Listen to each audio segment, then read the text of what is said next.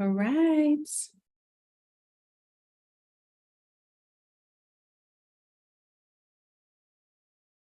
Does everything look good?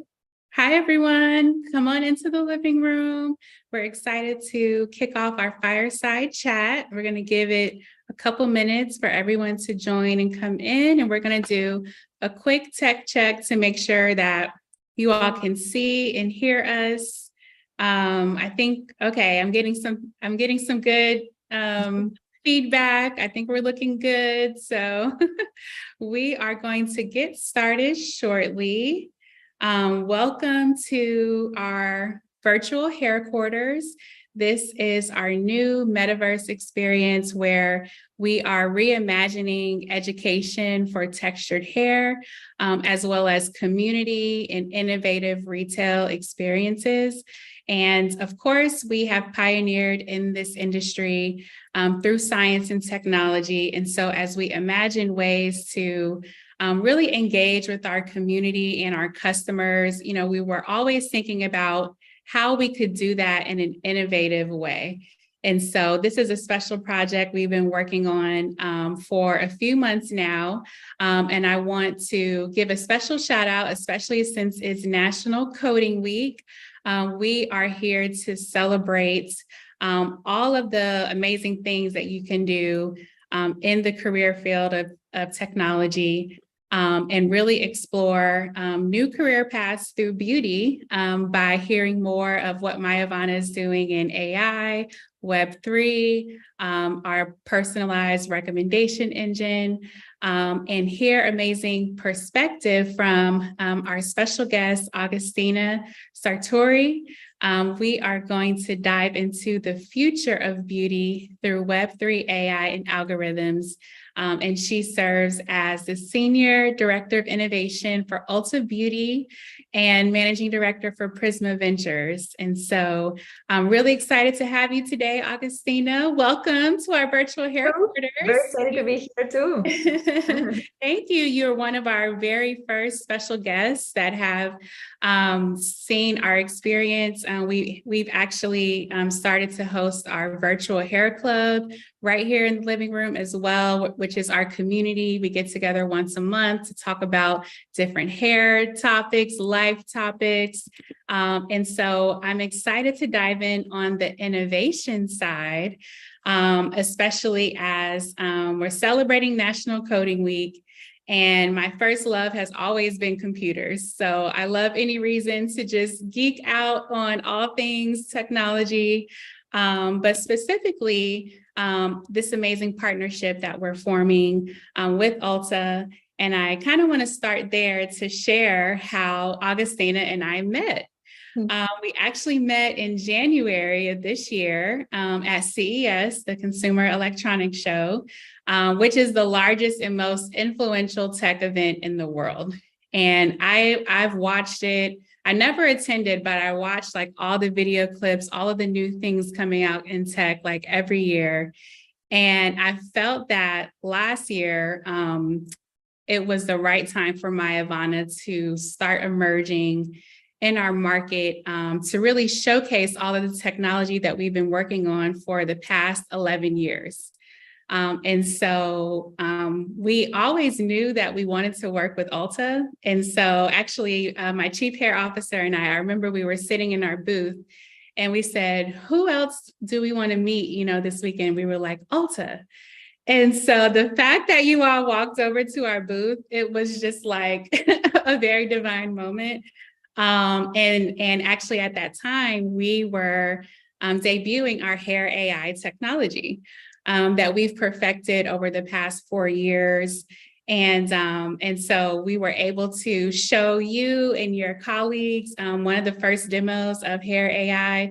And it's been a journey from there. And so really excited to chat with you today and really talk about, what's in the works and, reflecting on our journeys as women in tech. I love that you're a fellow woman in tech as well. So that's pretty cool. I remember when we were in CES, we were looking at all these companies and suddenly I saw your booth, right? And I was like, wait, what is that? Right? Like, you guys were like dressed all with like I'm like, it was definitely a moment of like, is that beauty? It's a beauty technology. And yeah, we couldn't make it was an amazing moment for our team too. When I saw them, I'm like, it was so you and your team, it was like, wait a minute, we need to talk to them. Right. We kind of, feel like unicorns, especially in a sea of people who don't look like us or don't have the hair that we do. Right. Our hair is was like the main attraction. Everyone's like, who are these ladies? So I would love to, just hear about your journey in technology, because for me, CES, that was like the height of my career as a computer scientist, just to know that the technology that I used to study on the market, that now my company is one of those, emerging technologies in the beauty industry. So what was your journey in tech like, and what led you to your role at Ulta? Yeah, so I studied telematics engineering, which is a combination of software engineering and telecommunications. I always liked more the software piece of things. So the telecommunications piece, antennas and all of that stuff, it's kind of in my past. I always liked the software. So when I actually was always similar to you, right? Very passionate about technology. That was always like the start of my interest. I loved technology. I loved to, I don't know, when I was younger, I remember, disassembling computers and trying to fix them. And like, I really, really was passionate about that space in particular. And, as I progressed on the university, it was an opportunity to bring together beauty and technology, which was really very weird for people.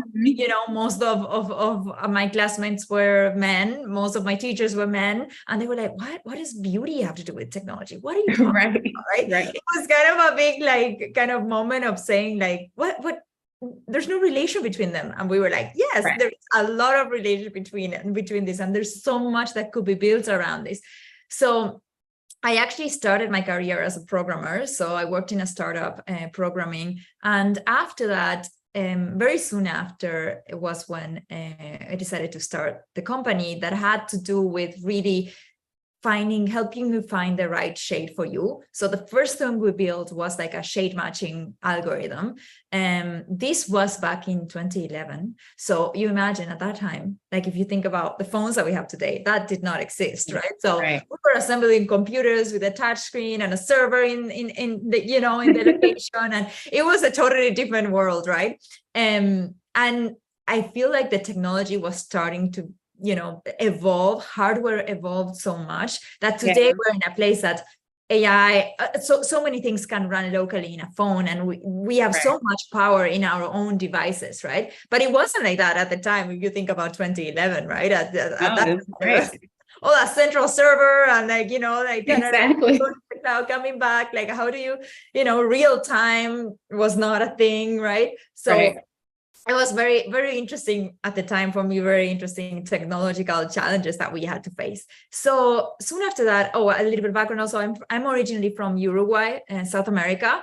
So for the ones that don't know, next to Argentina, south of Brazil, a very, very small country. We're just 3 million people. So very, very small, but very innovative. Actually, there's a lot going on in the tech space there, and a lot of interesting companies, and also amazing technical talent there. So I always believed that we should think about the market as the rest of the world, but keeping our technology team in Uruguay, because it's like very valuable to have a team there to be able to groom it, to be able to grow it, right? And there's a lot of opportunity. But we always needed to start like thinking about the world, because our country is so small. So after college, I started, Glam Street was the name of my company, where we built virtual try-on shade matching technology. And we licensed this technology, as you are doing now, right? To retailers and brands. So I did that for close to 8 years. I moved to the US in the middle and started working with clients within the US, Ulta Beauty being one of my clients at the time. So fast forward all of this, like going to end of 2018, we had several clients in the United States. We built and grew our team in Uruguay that was developing the whole technology that we were working on. And the conversations with Ulta Beauty led to a more of a strategic relationship, what led to an acquisition. So Ulta Beauty acquired my company, my team and I joined Ulta Beauty, and we joined the digital innovation team. This was a team that at the time was just being formed. It was formed a few months before that by some people within Ulta Beauty that already were part of Ulta Beauty, plus two really two acquisitions now, Glam Street, my company, and QM Scientific, which is an AI company that Ulta Beauty acquired at the same time. So now we were a team of 36 people and developing innovation for Ulta, which was really, really exciting because we grew really fast.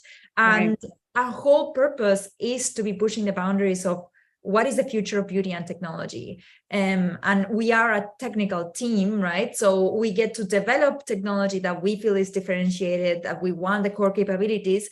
But also with the recent creation of the fund that we launched in August last year, we're also now starting to partner with startups, investing in startups, and collaborating with these startups, where both of our teams come together to launch and pilot new technologies, which is really exciting because one of the things I believe for everyone there also, it's like technology can be created from anywhere in the world by any team. Doesn't matter if it's a small team, doesn't matter, like innovation comes from anywhere. So I am really excited that now I'm kind of back to, working more with startups, which is where I came from originally, because I really think this fuels innovation. And well, your company is a great example of that. Yes.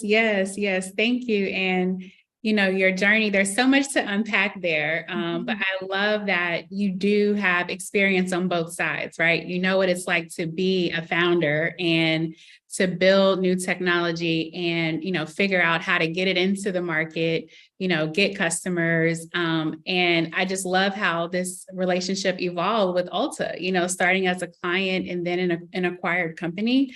That is, it seems like a very, perfect path, for the type of business that you started. And on top of leveraging, augmented reality and AI and machine learning to build that, like, I see so many parallels with you and I, with MYAVANA, even the timeframe that we started, because I graduated from Georgia Tech in 2011 and started the company in 2012. So at the same time, wow. At the same time, literally. So now our paths converge. This is like really amazing.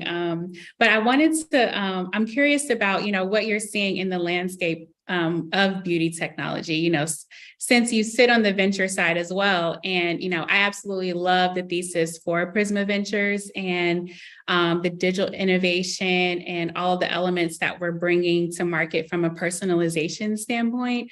But I'm curious to know what are you seeing and how do you envision like this intersection of kind of where we are with the progression of AI, the establishment of Web3 and everything that kind of sits, in between, like the virtual reality component, like so much. So what are you seeing, from your perspective?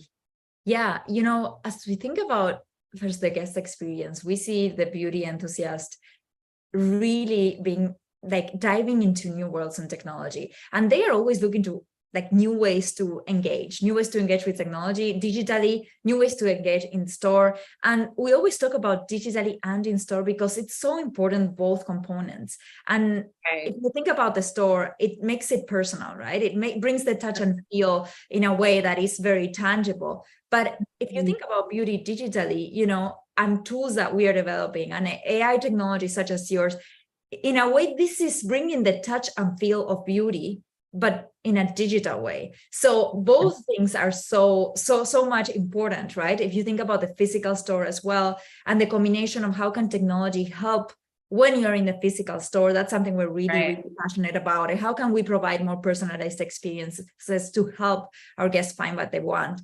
So I wanted to highlight kind of like a few things that I think are very interesting. One is like the AI tools in general. So things such as virtual try-on, things such as shade matching, skin analysis, your hair analysis tool, right? These are things that our guests are using, right? These are things that the beauty enthusiast is using. It has become streamlined, right? And it's like these are tools that need to exist to help our guests digitally when they're shopping online, and also when they're in the store trying to find the right product. So to give you an idea and sharing some numbers, Glam Lab, our virtual try-on, we see around 12 million visits a year to our virtual try-on, which is a huge number, right? And if you think about trial, you know, there's more than 82 million shades tried annually of makeup products, right? Which is huge. Like, this is being used across the cosmetics category, right? And we also have our skin analysis tool, which is also being used very much to help understand the skin concerns and also receive product recommendations, powered by AI, as well as we look to understand the skin conditions plus the goals that you have of what you want to solve and address. So the beauty enthusiast is already familiar with this tool. They're already using these tools. And this is like kind of table stakes at this point, that we need to be able to provide an experience like this. The other thing I want to talk about is a space that I am very passionate about, which is the emergence of this technology. We call it technology-powered beauty products and services, which is the inclusion of robotics to providing services, or to creating beauty products. So we actually have with Prisma Ventures an investment in two companies. One of them, which is called 10 Beauty, which is a nail the first manicure robot, I would say, where you can actually get like a manicure, and it's a full manicure. It's not only polished, but also a few. I was impressed. So it's really cool. We're very excited about that. And we also have an investment in Loom, which is a lash robot that applies basically false lashes. And I've tested it. It's really, really, really cool. And I think it's awesome that these technologies are out there, and we're seeing more and more coming, right? Like, building hardware is hard, to be honest, but the technology, I feel like we're at a time where AI is here, the hardware is here, and there are entrepreneurs really innovating and creating amazing things in this space. And it's amazing to think about how can this change the future, right? And how can this not only become like technology that actually empowers our beauty associates in the store, and empowers, you know, the use of technology to providing services at scale. So that's an area that I'm really, really interested in, that I'm seeing kind of a lot of things emerge in that space. And then the other thing I wanted to mention was that people are experiencing beauty in a different way, right? So as we think about the new platforms, like we're going to talk about Metaverse, we're going to talk about Web3, so gaming, right? This is something that we kind of decided to launch a Roblox game, which I'm going to talk about later. But what we realized is there's a lot of engagement in this space, especially in the younger generations. And as we think about engaging with beauty, when does the first engagement with beauty happen? The reality is that it's happening everywhere. And it could be happening in a gaming platform where you are for the first time dressing your avatar and choosing a hairstyle and choosing a eye mask, right? So that may be your first interaction with beauty as a very young consumer, right? That may be the first place that the beauty is defined for you and what it means. So that's the third thing that I think is really exciting to also unpack and talk a little bit about later, which is this metaverse place, gaming platforms where people are already experiencing beauty in a different way. And that may be the first touch point before you even buy your first lipstick, you know? Right. Very interesting. So, I mean, technology is driving the future of beauty and retail, and it's like very, very exciting and very, I think it's very important that we think about how can we create these meaningful experiences that are innovating and that are pushing kind of the industry forward, right? So I'm excited for being in this space as well as you. Me too. I'm bursting with excitement. And actually, going back to the gaming example, I even think about that, you know, for younger girls, right, who are learning how to embrace their beauty for the first time. And believe it or not, my daughter, a 2-year-old, she asks for her lip gloss every morning.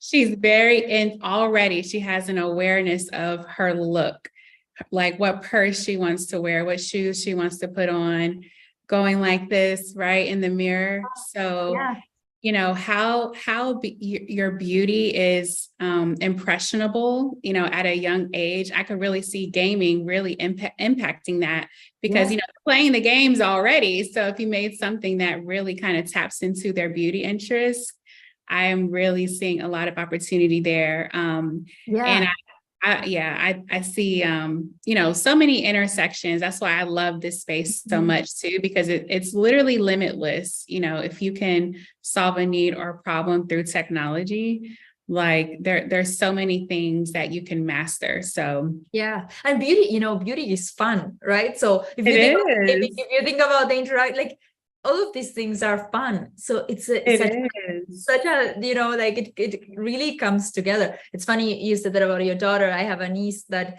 I've been showing her the virtual try-on. She's and she loved, like, since she was a baby, right? I would give her the virtual try-on, and she would always look at it and be kind of like, she sees the lipstick and she would do like this to try to take it out, kind of like, what's going on? And she would see that when you put the hand, it kind of disappeared a little bit, and then she would like change the color herself and be like, and seeing her interact with technology and the understanding that, seeing her interact with the fact that, hey, this is not, I'm not putting this in real life, but there's a screen that is applying this, and she starting to understand how that interaction worked, for me was always fascinating. Yes, for me too, because while they're embracing beauty, like they're also learning tech at the same time, because to your point, when they see that how the try on, how it changes, or if I put my hand here and it changes like the interface, they're like, wait, what's happening here? Exactly. So great segue. So I'm curious, with Web3, right? It's really like the new frontier. And I feel like when it first came out, there was just like this big blast about it. Everyone needed to be on the metaverse. And then it's like, okay, are we in Web3? But it really is a new frontier. I want people to understand that even with AI, we're still in the very, very early stages where anything is possible. And so it's really almost like a sandbox, in my opinion, too, for you to dig in and figure out what experiences do you want to build, like how will you apply these new capabilities? And so, I've been thinking about this for a long time, and it started during the pandemic, actually, when a lot of women were at home. They couldn't go to the salon anymore. They were figuring out how to wear their hair, comfortably, to show up, on Zoom, like professionally. And, we did a lot of virtual hair coaching sessions on Zoom, actually. And so seeing how this personalized guidance was now taken to another level virtually, because we've always done virtual one-on-one consultations, but the fact that, people were, our demand basically went way up because virtual was the only way to, really communicate and get guidance. And so we always thought about, okay, how can we bring that into the metaverse, right? How can we create a very unique experience around hair care that could feel like a virtual salon, right? So how it feels to be at the salon, right? You're, waiting to, get pampered or get that scalp massage, get your hair, feeling nice, that style you really want, but you're also communing, with other, women that are in the space, or you're catching up with your stylist. Like, there's such a relational aspect to hair care that we really wanted to cultivate. And so what you all see now is the beginning stages of our virtual hair quarters. But you'll now see the virtual salon that's come to life. So in the salon, you can book your consultations, you can get your hair analysis, try out our hair AI tool. After the launch, you'll be able to subscribe to Hair AI. So try it while you can, but this is our first phase of pushing out a unique hair ID for every consumer. So going forward, you will have a digital hair profile that tells you everything you need to use for your hair, powered by MYAVANA. And so that is the new wave of personalization that we're bringing, the digital innovation that we're bringing. And so I'm curious to, how do you think with Web3 and now, with the different capabilities, how will this impact consumer interaction, with beauty brands and products? We're envisioning education, community, but what other ways do you feel that, beauty brands can really connect with consumers in a new way? Yeah, it's interesting you started with the whole at the time of the pandemic, because for us, like same thing, like the pandemic really accelerated anything that we were doing in digital, right? Adoption went up. Was the only way that people were interacting, and even to your point, the concept of the metaverse exploded, right? And there's always like a big trend, and then you see it go down and kind of stabilize, and being like, okay, this is here to stay. Maybe not in that hype moment, but it is here to stay. And I think we're in a moment to figure out, what does that mean? What does that mean? Like, what, to your point, what role do we want to have in this space? Because young generations are spending a lot of time there, and they are interacting with beauty one way or the other. So what does that mean for us? I think for anyone in the beauty space, it's a moment to think about those things, and what role do we want to have, and what makes sense for your brand, right? And exactly. I find it very exciting, because I love when we are in the middle of a new space that we kind of need to figure it out. You know how it is in the startup world? That's what you do all the time, right? So it's like the beginning of the World Wide Web, right? Like anything goes. Exactly. It feels like you're in that moment where and there's no experts in this space, right? Not a lot of people know. Like, we are all here to figure this out together. So I find that very, very exciting. And as we think about, Web3, Metaverse, etc., I think I touched a little bit around gaming. And in our case, we chose gaming. We chose Roblox, which is kind of one of the largest, like fastest growing, communities in the gaming space, right? And we chose it to test and learn, to launch a game where we created an educational space where we could educate about beauty, and we can bring the feel, the touch, the fun of beauty. So our game is still, it's live. We actually launched different games over time. And we launched 4 games at this point within our game called Ultaverse. So if anybody wants to try the Ultaverse on Roblox, you can go in and try it. And we've seen like amazing traction there. We've had we're right now close to 6 million visits to our game. Wow, that's great. Yeah. Mostly organic.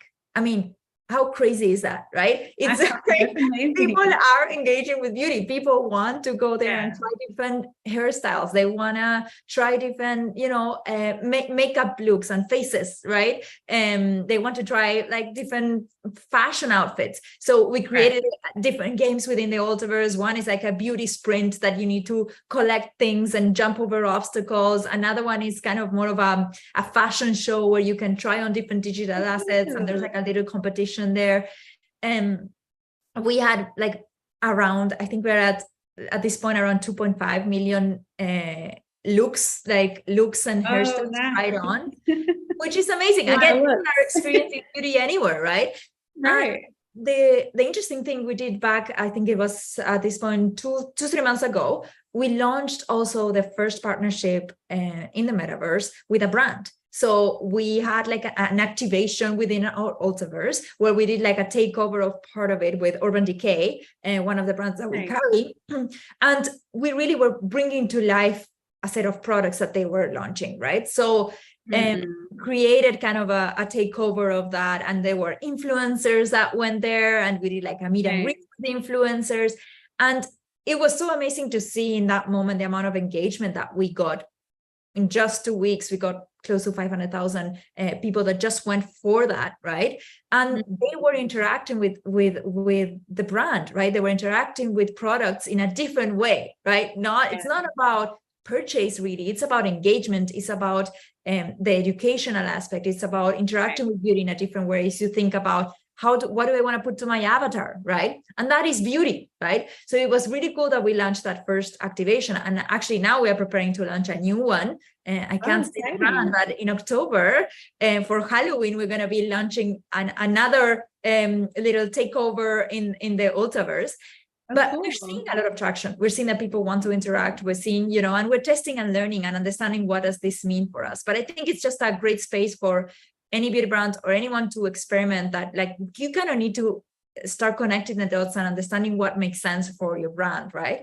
And the other thing I wanted to mention as well on the Web3 space, something that we've been looking at a bit, well, it is related actually to gamifying the experience that our guests have with technology. We invested in a company called Hang, they actually have a Web3 platform to power loyalty. So what we're doing with them is we are experimenting with a new way to reward our guests. So as you think about today, a program is very transactional. You buy, you get points, right? That then you can redeem for products, which is huge. Our loyalty program is kind of huge. We have more than 40 million loyalty members, which is amazing. That blew me away. That is so impressive, but it makes sense though. Right. And people love this program, and it's so engaging and so exciting, and it's so important for us.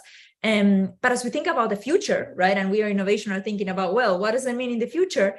We are experimenting with what are the ways do people want to be rewarded? So we're going to run an experiment around that, and it has to do with Web3 technologies, because this company basically stores your membership card in the blockchain, where you are able to actually kind of like go up levels according to how you engage with the brand. And engagement may not be buying product. Engagement may be going to the Ultraverse. Engaging may be going and listening to a live show or using the virtual try-on. So really rewarding guests for other things. So we're excited to learn and test and see how this in the future could eventually live at Ulta Beauty. But again, with our digital innovation team, we're very much about experimentation, very much about testing and learning. So we're excited to test in this space and how Web3 could be eventually part of our, you know, like our systems, and how does this live and how do we interact with our guests. So that's actually very exciting. I think that it is very exciting. Yeah, because it just enhances the experience in a new way, right? And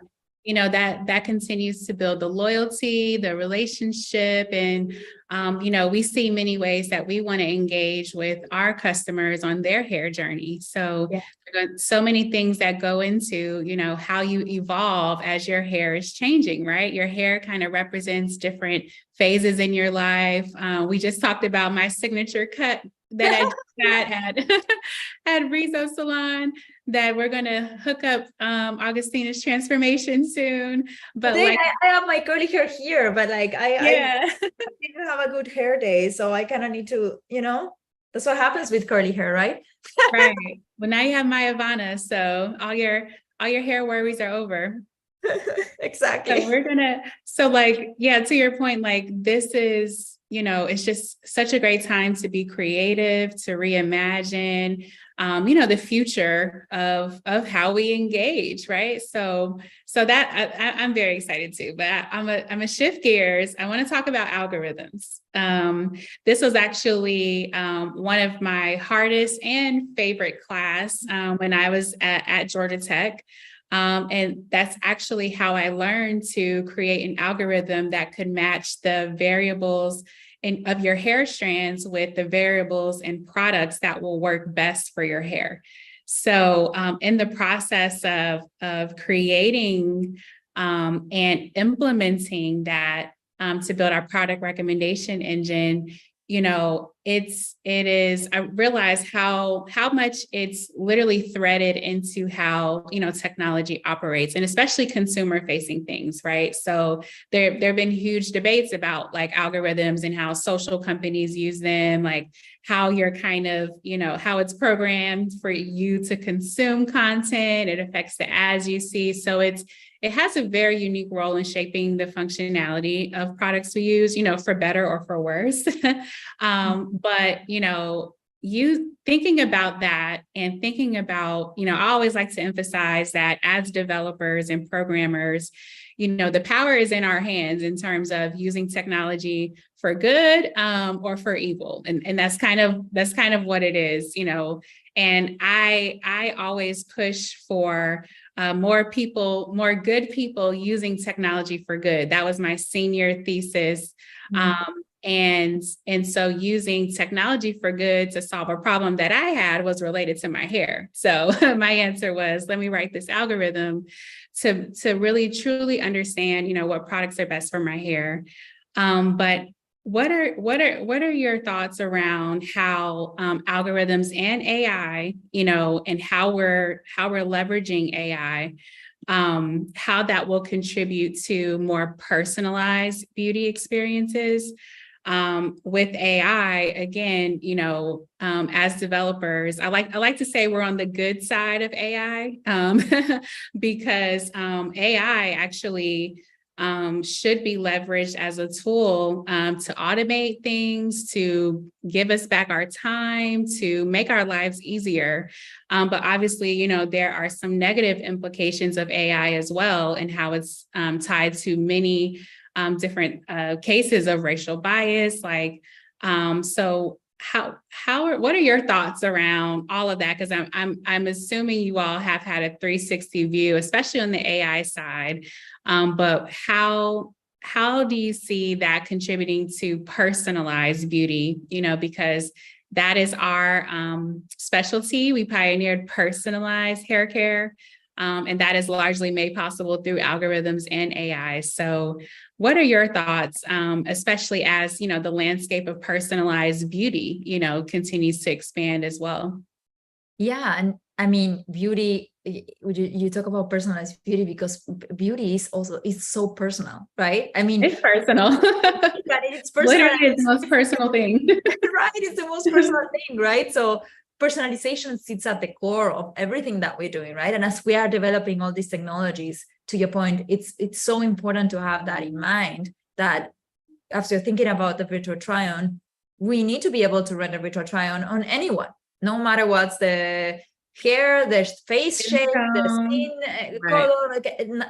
We need to be able to create technology that is being used by everyone, right? So that always sat at the core of what we are developing. As we think about AI and algorithms, the technologies that we've developed in-house, for example, the virtual try-on, the shade finding, our recommendation engine, all of this has this at the core of what we built. And I think what is interesting is that, if you think about the recent advancements of AI, I feel like there's a lot of conversation of AI around AI right now, but AI has been around for quite some time. It's just that now, I think with the changes and advances of technology, it's more broadly available for everyone, right? And it's more accessible for everyone to leverage these technologies and to go and build something, right? As we think about AI for any things that have to do with text or things that have to do with images, like say the virtual try-on, or even code, right? Code generation, that's kind of huge right now. And how can we use AI to help us build technology? So we have built over time algorithms in all these three spaces. For instance, we have our digital assistants that are powered by AI that we build.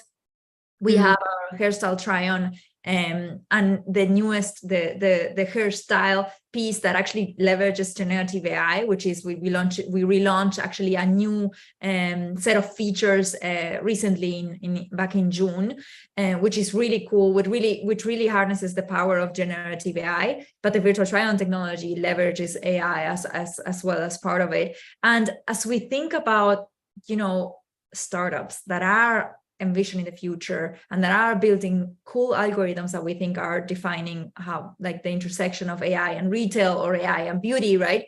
We have a couple of investments that are interesting in this space. One of them is AdaptMind, that actually powers our search within our site.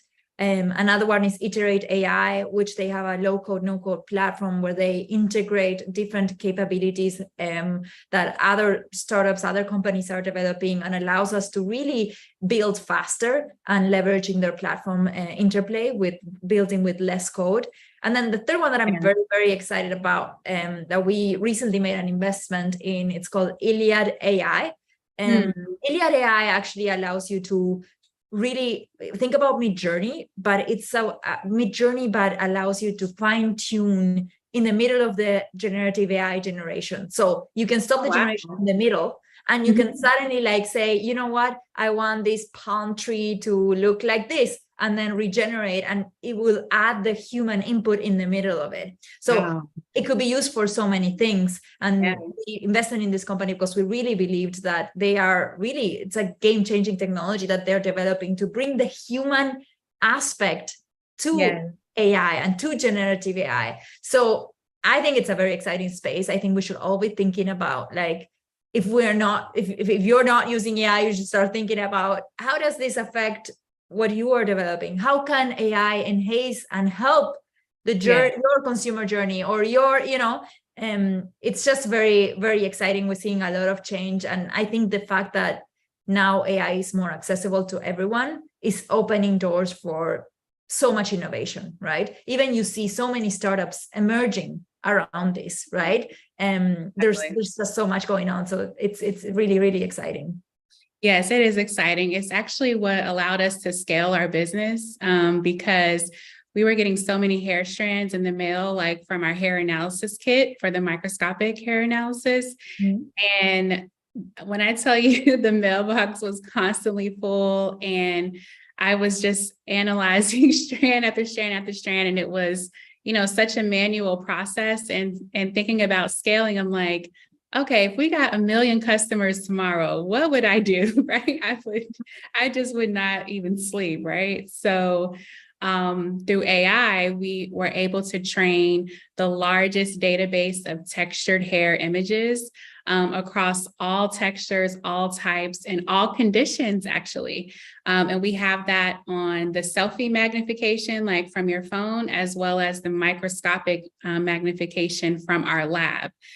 So with Hair AI, you get the instant analysis of your texture and type. With Hair SI, which is our hair strand analysis kit, you get the condition of your hair. The condition of your hair is like the hidden variables that you can't see with the naked eye. And that's what actually dictates how products react on your hair. And so to be able to scale and reach more customers, we had to make this service instant. And also because our customers were telling us that the results were taking too long, they want to know their hair answers like immediately, right?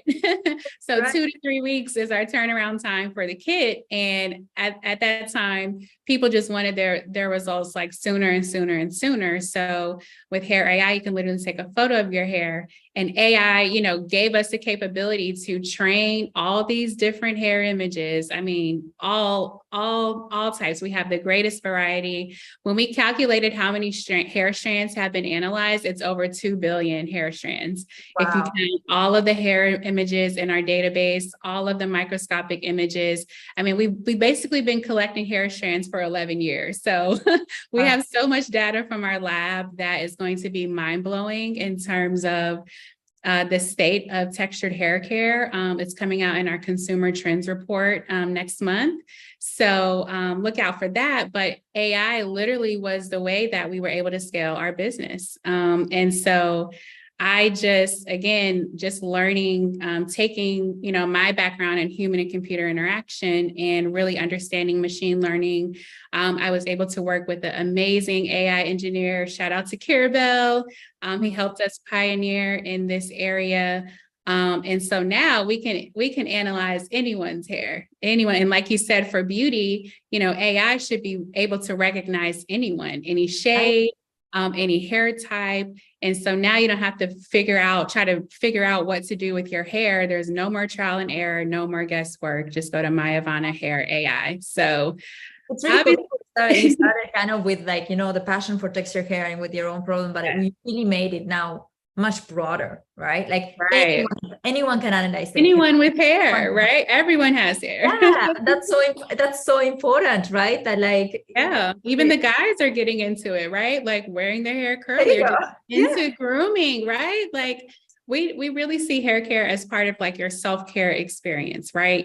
Which is the whole aspect of personal care, which kind of intersects with beauty in a lot of ways. Mm-hmm. But it's really great to see what AI has empowered us to do. Also reaching people around the world. We have customers in countries all over the world. And so a lot of them trying to mail their hair strands back to our lab, would take forever. Would literally take like 3 months to get their hair strands. And now they're waiting anxiously for they've been waiting patiently. I mean, shout out to all of our customers. Okay.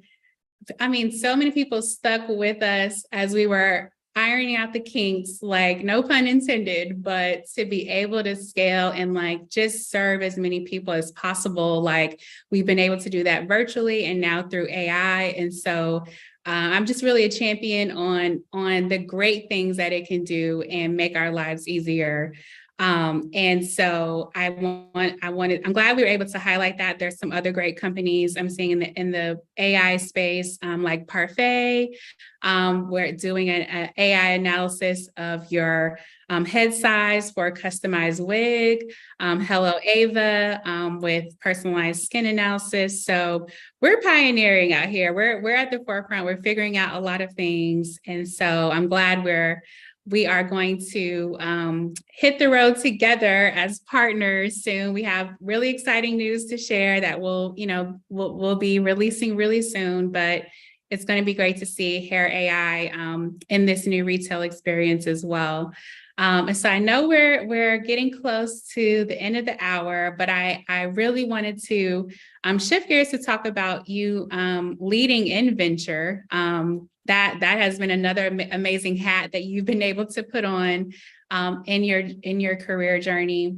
And what has it been like for you, now on the other side, evaluating all of these startups and these innovative products, and how does the venture side impact the innovation side for Ulta? Yeah. So, as I mentioned earlier, like, we really believe innovation comes from anywhere in the world. So when this opportunity came to me, and me coming from the startup world, being on that side, understanding what it is to build a company, and everything you need to do, and to make it happen, right? And how hard it is. When we started talking with our leaders at Ulta Beauty about this possibility of starting this venture fund, because Prisma Ventures didn't exist before. We launched it for the first time in August last year. I was really, really excited to be part of like the founding team of Prisma Ventures, because,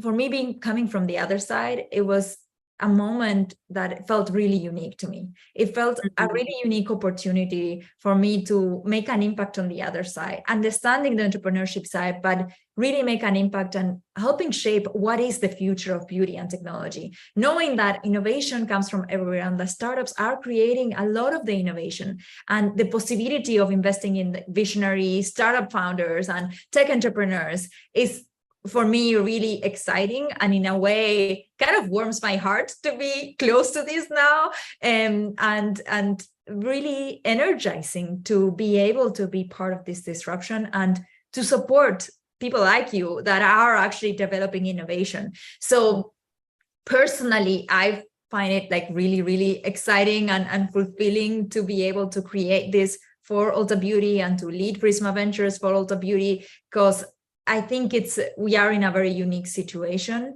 and we were given this opportunity to really make an impact, right? And to be decision makers. There's not, to your point, there's not a lot of like women investors, and there's not a lot of women in venture, and even Latinas in venture, right? And so I feel very like lucky to be in this position and to help influence the industry. When I had to raise money from venture capitals, it was really hard for me. I don't know how your experience was, but it was really hard to convince people about the intersection of beauty and technology and why this makes sense. It was easier to find maybe investors that invested in beauty product, but as we think about beauty tech, there is an educational component there that maybe there's not a lot of investors that really get it, because there's a lot of tech investors, there's a lot of beauty product investors, but where's that intersection? So I really think I hope to be making the difference of sitting at that intersection, understanding the world, and in being able to move the industry forward, right? You absolutely are. You absolutely are, Augustina. I mean, I can't tell you how long I tried to raise money in the beginning, and VCs did not understand what I was talking about. In terms of the natural hair market, personalized hair care, hair analysis. I mean, it was just like, no connection at all, right? So we did it. So I didn't raise venture capital for a long time for the business. I had to find creative ways to raise money, to stay in business, to focus on getting customers. And I just want to say kudos to you, because you're absolutely making a difference And I just want to say thank you for being our champion, because like you said, as soon as you came to the booth, you knew exactly what was happening and the impact that it could have in our market. So I just can't tell you how affirming it was, to be able to connect with someone who was also another fellow women in tech founder, and could naturally, and also leading development teams, and being able to understand, but also again champion that, internally. And so I just want to say you're doing a phenomenal job, and I'm really excited about the great work that we'll do together. And just to in closing, I want to circle back to how this journey has created new career pathways, like for yourself, for myself, for our whole team. Shout out to the dream team, MYAVANA. We are all, scientists, engineers, cosmetologists, business people, but we have this love for beauty technology, or at least, the impact and the innovation that it can have to really transform industries, but also how that impacts our customers and community personally too, through building wealth, as a tech company that can scale to the multi-billions, right? And then being able to have a positive impact on our customers who are having their own life and hair transformations every day. That means a lot to us that we can, positively impact people. And so I want to highlight, again, since it's National Coding Week, we also have a passion for inspiring more people to go into the STEM fields and to create opportunities for yourself, like Augustina and I have, in our own businesses, and now, through partnerships together. So what advice would you give to people who are interested in getting into tech, or even maybe starting their own tech companies one day? What would you say, out of all of your lessons learned, the advice that you would give to them? Look, something that I always think about when I think about my journey and how it started is, in looking back, everything makes sense, but when you're in it, it's difficult, right? Like there are times that it's hard. Like, what am I doing? Should I keep going? Should I not?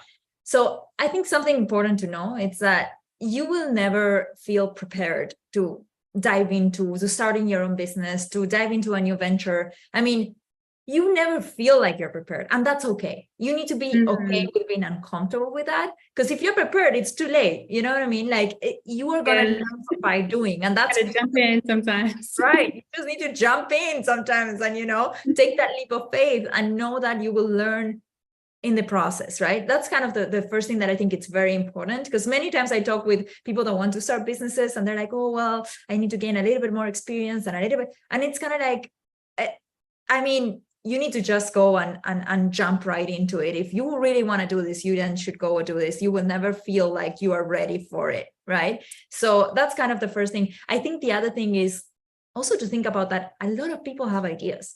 Like there's so many people with ideas, but there's just very few people that actually take them to fruition. So execution is everything. I mean, execution is absolutely everything. You can have an amazing idea, but if you don't sit down and work on it and work hard and start putting hours of work and time and energy to it, nothing will happen. So execution is the most important thing. And as you think about the startup journey and you think about technology, the technology space, if you want to learn technology, you really need to stick to it. I feel like a lot of, at least, I don't know, I think kind of similar. Like you need to stick to it. Yes, you can pivot the idea. You need to learn and evolve it. That's part of the journey. But sticking to it and bringing like the tenacity that you need to make it happen is so important. And keep trying no matter what. And, keep moving forward. You'll have bad times. You have difficult times, but just pull through it. That's so, so, so important. And to be honest, like willing to sacrifice things. Like this is a choice. If you want to start your own business, if you want to dive into technology, it's a choice that you make. And you need to be willing to do sacrifices that then come with, of course, a lot of rewards, right? And the amazing impact that I think all of us can have in this space, because it feels to me like it's a space that there's so much opportunity.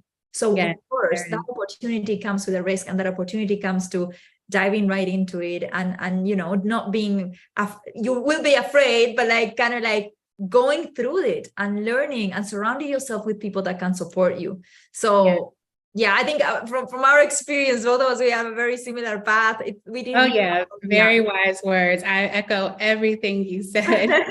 And I would just say, you know, believe in yourself and be bold. Just continue believing and be bold. It takes a lot of bold, courageous moves, you know, to stay in this race. Like you said, to stick to it. Sometimes you're going to have to be bold. You're going to have to step out there, even when you're afraid. You know, I heard this phrase that said, feel the fear and do it anyway. And don't let fear hold you back. You know, when I feared that I didn't belong in computer science, you know, because I didn't see anyone that looked like me in my class, like if I would have listened to that fear, I would have changed my path and not be where I am today. So I knew that, you know what, I believe that I belong here.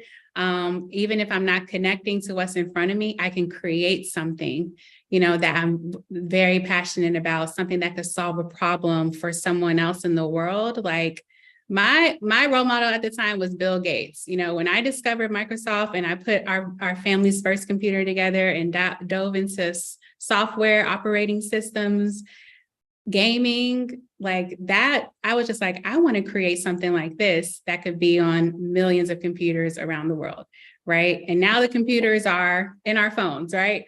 Right here in our hand. And so there's no limit to what you can do, what you can create.